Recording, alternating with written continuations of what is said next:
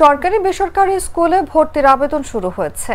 এবারও লটারির মাধ্যমে শিক্ষার্থী বাছাই করা হবে, তবে বহাল থাকছে নানা ধরনের কোটা।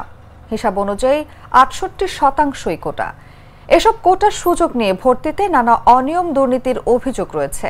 এবার প্রকাশিত ভর্তি নীতিমালায় মুক্তিযোদ্ধা কোটার ক্ষেত্রে কিছু পরিবর্তন আনা হয়েছে। নাতি নাতনি কোটা বাদ দিয়ে শুধু মুক্তিযোদ্ধার সন্তানদের কোটায় ভর্তির সুযোগ রাখা হয়েছে। নীতিমালায় আর কোনো পরিবর্তন না এলেও এবার নতুন করে আরও কিছু কোটা প্রথা বাতিলের উদ্যোগ নিয়েছে শিক্ষা মন্ত্রণালয়। সেগুলো হলো গণভবন কোটা এবং কলোনি কোটা।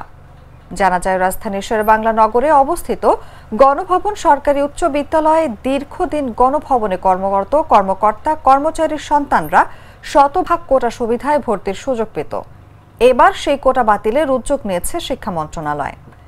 রাজধানীর নামী শিক্ষা প্রতিষ্ঠান হিসেবে পরিচিত মতিঝিল আইডিয়াল স্কুল অ্যান্ড কলেজে মতিঝিল এজিবি কলোনি কোটা রয়েছে, সেই কোটাও এবার বাতিল করা হবে।